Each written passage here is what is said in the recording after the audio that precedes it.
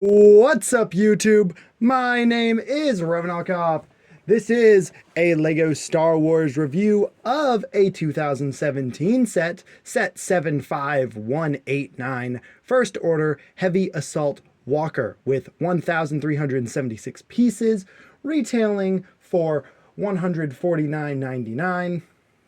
Has 5 minifigures with Rey, Resistance Trooper, Captain Poe Dameron, First Order Walker Driver, and a First Order Stormtrooper. Now, let's take a look at it. Here it is, all built up in all its glory. As you just take a look at it for a second, I'm going to give you some facts about this set. This set has 5 minifigures, as I said before. It came out in 2017 for the not Rise of Skywalker, for the Last Jedi wave.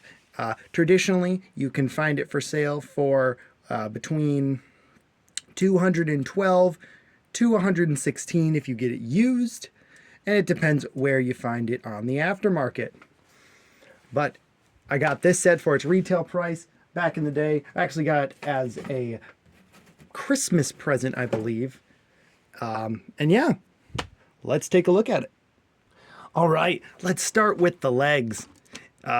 These have big feet here and regular sort of ATST-like joints down here. You can, of course, bend them and rotate them from side to side, and I will show the walker in action once we make our way up the legs here. I'll show you the front of it. The front looks very good. It's got these nice little spike vents things here, and you have these nice little greebling details on the side. You also have some, I'm not sure what you'd call them, joints maybe, or like, I'm not sure what the technical term for those parts are called, but yeah, they look pretty good. Even from around the back, the walker still looks good. You will notice that it is peaked open on the side here. It is supposed to be flush like this one. The only issue here is well, I'll show you in a second. The spring-loaded shooters are in the way of said movement.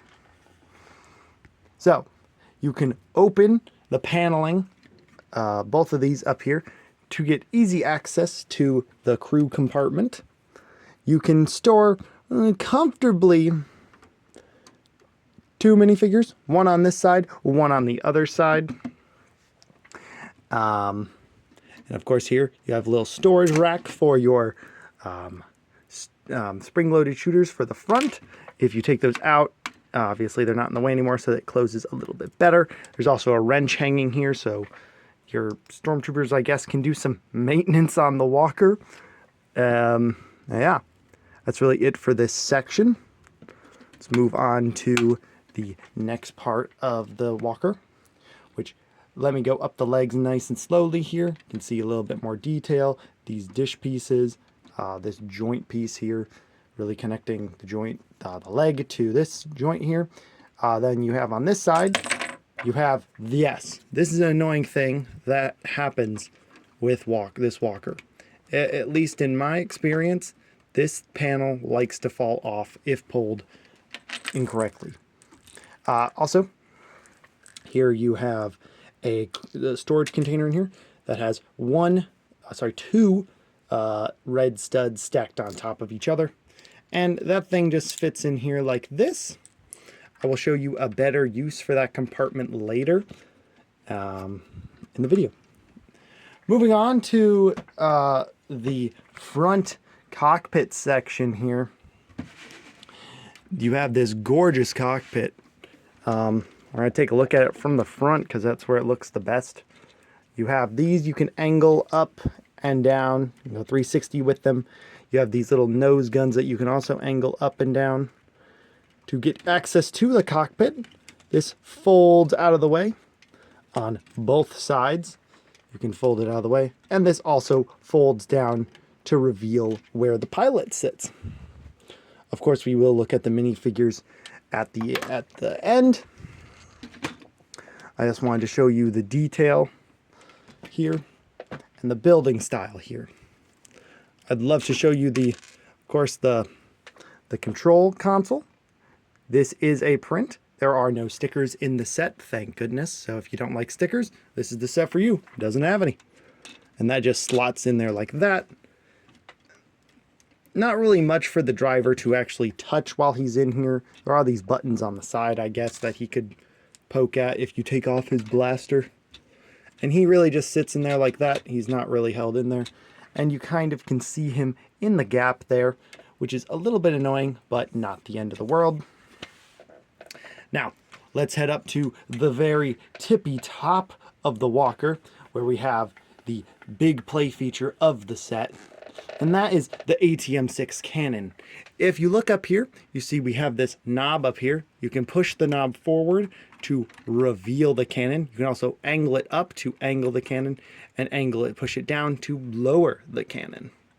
This, of course, uses the big stud shooter, the old classic 6 or 8 stud shooter that can fire rapid, fast studs.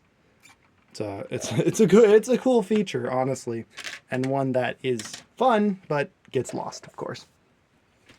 Now let me show you how to actually fire the mechanisms here. To fire the spring-loaded shooters at the front, if you can see their little tails down here, you just push down on them as so. Oh, I'm sorry, you push inward actually, because you can't push downward and you can't push upward. These were put on their side, and they of course fire like that, and now they're gone over there. The ATM6 cannon, the big one, I am going to shoot it and lose all these red studs, and you won't see them anymore. We're going to do that in 3, 2, 1. To fire, just turn the knob. There they go. They're now gone. The cannon can go back to right here. There are some stoppers right there, not allowing it to go under completely. But yeah, it looks good there. Let's take a look on the other side of the walker, mainly because I didn't show it off. But as I was saying, it does have 2 sides on each side. Sorry, 2 identical sides. You also have this great piece of armor plating there. I like the look of that. Now on this one, it opens much easier, and you have 6 suds here, so you can reload your cannon completely, and you got 2 more for extra. And as I showed on the side before, you have 1 extra spot to place a figure. You could just throw them in there, hypothetically, if you wanted to fit a lot of troops in, but there are better ways, and right here there's a clip to place your blaster. Now, the other things you can do, you can fold these back. They're not really meant to be folded back, but I guess if you want a nice bigger look at the cannon, you could do that, and you can see the mechanism more closely. Or that happens too. All right. Yeah. Now I'm going to show you what else you can do with these little compartments. Okay, I hid my other stormtrooper in this set somewhere else that you could use to place more of your first order stormtroopers. And that is in here. On the back of the box, they do show you to stand them up here, shooting down at the resistance below. And you can stand them up here. There is no studs to stand on. You could also potentially hook them up like this. They will not go back though due to their helmet hitting it. So you could suggestively bend them over like so, but then you're also still hitting their helmet. So yeah. But another way, if you wanted to fit more troopers in, you can just toss them in there. Really, you just toss them all in there. It can fit quite a lot if you just tossed them in there.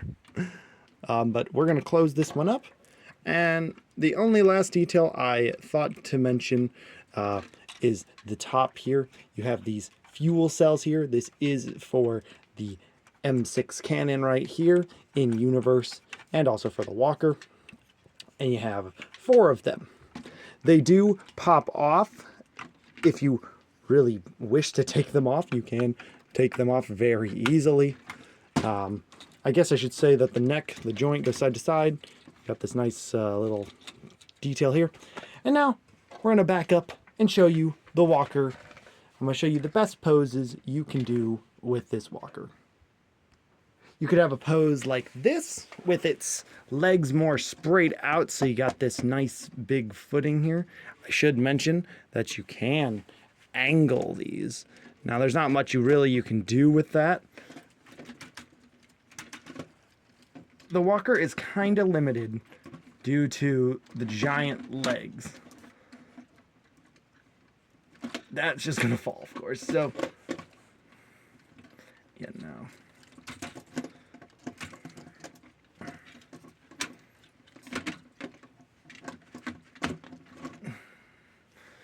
I got one leg not touching the ground and none touching anything. For display purposes, I leave it like this. Because otherwise, it looks weird. So, yeah. That's it for the build of the set. Now, let's take a look at the minifigures. Alrighty, I'm starting with the ATM6 driver. He has the first order driver, of course. He's got this excellent torso in the front there. You can see a little bit of a shine when I turn it. I like his helmet. It is just the Flame Trooper helmet with new different markings. On the back, he just has just a standard first order back. When we look at the first order Stormtrooper, you'll see it. He's got good leg printing down here, no arm printing.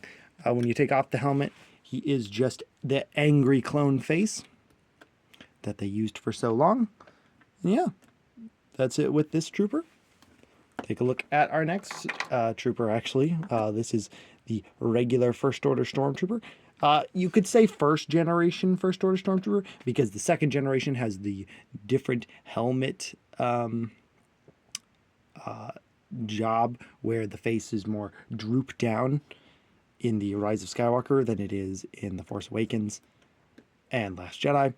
I personally like this design better than the Rise of Skywalker look, but still cool to have your First Order Stormtrooper. He, of course, has just standard back printing. Remove his face, angry clone, of course. He's also just got the standard blaster, no arm printing, and that's done with him. Next, I'm going to go with one of the heroes, and that's my favorite of the wave. That would be Last Jedi Rey. I really like the outfit the Last Jedi Rey had with the gray instead of the tan.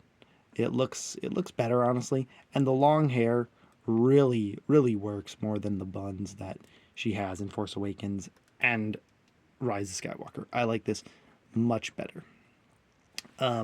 She, of course, has her blue lightsaber.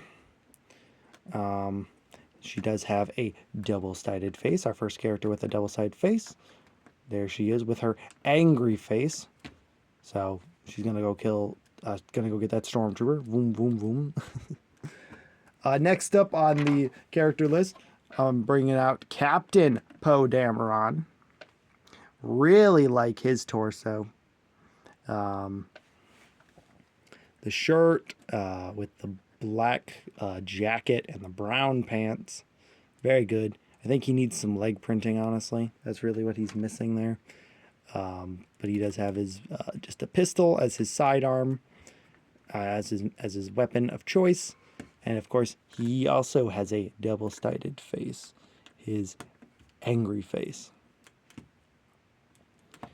And that is it for Poe Dameron. Now, the last but not least minifigure, who is also one of my favorites in this set, is the Resistance soldier. I like this a lot. He's got this nice torso print here in this kind of tannish, brownish color. He also does have printed legs. He's got the flip-up visor, so you can see his mouth. And then, of course, we can just take off the whole thing. I really like I don't know if I've mentioned before, but I really like the Resistant helmet. It has this nice visor in the front that's kind of molded onto it, and it looks really good. But yeah, here's his face. He has a nice beard. You turn him around here. Nothing else on the back side. And yeah, that's it for the minifigures. Let's look at the back of the box and the final verdict. All right, here we are back with the back of the box. As it shows you the features, legs, cannons, M6 cannon, the fuel cell, and of course the storage bay with everybody in it. Well, yeah. I guess I'll talk about the set now. Looking at this set again and reviewing it again, not reviewing it again. Looking at, I guess actually using this set more than I've used it since I've had it. This is a great set. It definitely would be excellent for a first order display or a crate mock. It is just it's an excellent build. It's very big. It's quite tall. I did not show you, but it is taller than the AT-AT Walker. But yeah, it's a good. I like this Walker a lot. Many people have their opinions on, of course, the sequel trilogy. I really think what the sequels did well, though, is with the vehicles. I think it had some very unique vehicles. Like this Walker here is just, it's a step up from the AT-AT. It's got more guns, it's got more armor, it's heavier. But yeah, that is really it for this video, guys. Thank you so much for watching. If you enjoyed it, hit that like button. And if you want to see more sequels, reviews, I will let me know what else you'd like to see. I do have a majority of them. So let me know if you want to see any other sequel set. Thank you guys so much for watching, and I'll see you next time. Until then, Revanokov signing out. Bye-bye, guys.